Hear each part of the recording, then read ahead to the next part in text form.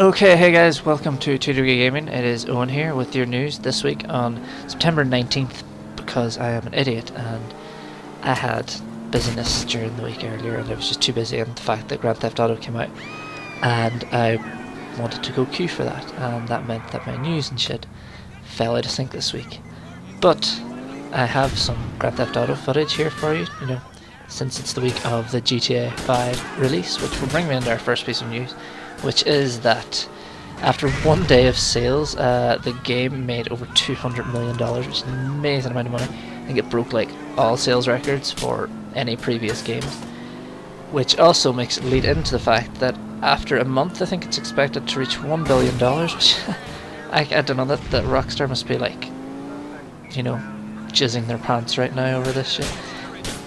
I queued for the game and I was greeted by this amazing amount of people standing outside GameStop in Ireland here in Letterkenny. Basically, I don't know, I went past it about 11:15 and there was maybe 10 people there, and I went back at 20 to 12 and the thing was packed. That's all I can say. I have a picture here for you guys. Not a great picture, I know, but it still shows just there's a lot of people out there waiting for this game. Overall, the launch went pretty well. There was no hiccups. I think the PSN version did have some texture pack issues with things popping in, same with the Xbox 360 discs version, but I bought a PS3 version and I've had no issues, and I think on the whole everything went smoothly, bar Amazon sending out copies early, which I have many friends that ordered on Amazon and got their copies on Saturday as opposed to getting them on Tuesday, which was a bit of a fuck up on Amazon's behalf, but I think they just did it so that with the next retail launch in the future there will be an association, a stigma with them thinking, well, if I order from these guys, I'll get the game early. That's basically my ploy behind that. Moving on, I'm going to stick with the PlayStation theme here. What was announced today is a new Soul Calibur game coming to PlayStation 3. It's an exclusive game. It's going to be called Lost Swords. It's also free to play, which is awesome. I never really played Soul Calibur, but Jamie, who I live with, used to play a lot on the Xbox, and I can remember just being at his house and playing it quite a lot. Also, the PS4 is going to well, this is a huge one actually, for myself anyway. It's going to support video capture via HDMI out. There's no protection over that. Sony were always a bitch with the PS3. You had to go through composite to get recordings from it, so the only way around it was having an illegal way of going through, or bypassing their HDCP protection thing for the PlayStation for the HDMI. So basically it means that I can use capture devices with HDMI port on a PS4, which is awesome. And also, some people in Germany, or GameStop Germany, leaked on their product page this week that the PS4 is going to host a game of Uncharted, which is awesome because, Naughty Dog makes some awesome stuff, and I've never had the opportunity or time to play any of the previous Uncharted games. I actually think I played the first one.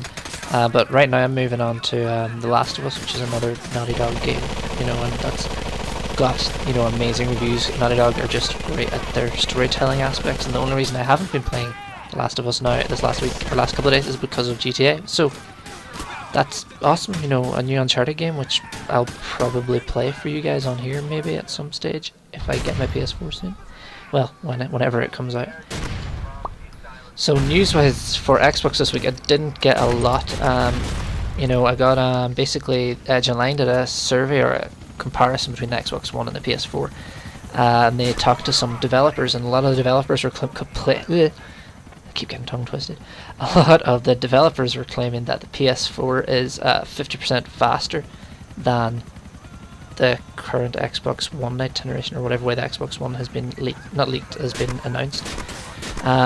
The way I can break this down into terms that most people will understand, PS4 will play full HD footage at 30 FPS of a game, and the same game being played by the Xbox One would get 20 frames per second at a reduced frame rate, which isn't HD, it's not full HD, it's between that, so it's at 1600 by 900, which is still a decent frame rate. And I used to game at that all the time before I got a better monitor. But the main thing about it is this won't affect early games. It won't affect early games. You won't notice this different. And the only problem is in future titles that it might nuke some of the qualities that, for cross-platform games, that it'll nuke some of the qualities that the PS4 might have had that are better than the Xbox One. So You know, it's not great for all things. I just hate whenever one console drags back another one.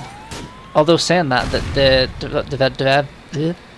developers did say that there was some areas that the Xbox One did excel at, like it was better at multitasking and certain things like that, which I think makes sense when the Xbox One is going to be, it was built around having Kinect mandatory, which was always going to be listened to, so it had to be, a good at multitasking and having a better OS over the thing. So yeah. Either way, I see myself owning both products at some point, and I just know at this moment in time I'm going to be buying a PlayStation 4 first. Also this week it became clear that the Xbox are planning on making a Gears of War on the Xbox One. Well, all basically ultimately up to the developers, Epic Games, which I know has been a big attraction for many people. I can remember the first time I saw Gears of War and thought, oh my god, this game looks amazing. And it plays really well too, and I played this game so much. Me and Jamie went through the game so many freaking times. It is unreal. But I don't know, the game kind of got stale for me. I'm not gonna lie, Gears of War just kind of got boring, and it was the same game every fucking time. And I just didn't. People did feel for the characters, but I suppose I ran out of time in recent years not to be able to play games. So that may be why, and I'm only now this last year or so getting back into it. So who knows? I might go back and play through them again. But the last one I played through, Gears of War 1 and 2. Played through Gears of War 1 religiously, just played it again and again, and same with 2, but hopefully the next in this series of Gears of War games will bring us some amazeballs stuff. Well, yes. And moving on to some other news, Battlefield 4, which is always a heavily focused on segment in my pieces, has been announced that the open beta is going to be on the 4th of October for anyone. So basically, I think the way I played the beta of Battlefield 3 on Xbox, and I know it was just go download it and you could have it. But I know with this one, I'm not sure. I would imagine it would work the same way on your Xbox and PlayStation 3, and they'll just run an open beta and have one or two maps with you, which will probably Paracel Storm and the Falling Building map, which the name has totally escaped me right now. But moving on with that, if you have Premium Battlefield 3, you have automatic access to the beta on the 1st of October. Also, having bought Medal of Honor Warfighter, you'll have early access to that as well, which is going to be nice for everyone. But I am a premium owner, so I'm going to be playing the beta early and recording my footage and surely sharing it with you guys. And that's my short segment this week, which I'm sorry for being late again, guys, but it's been a hectic week with stuff going on at home and pretty much just playing Grand Theft Auto.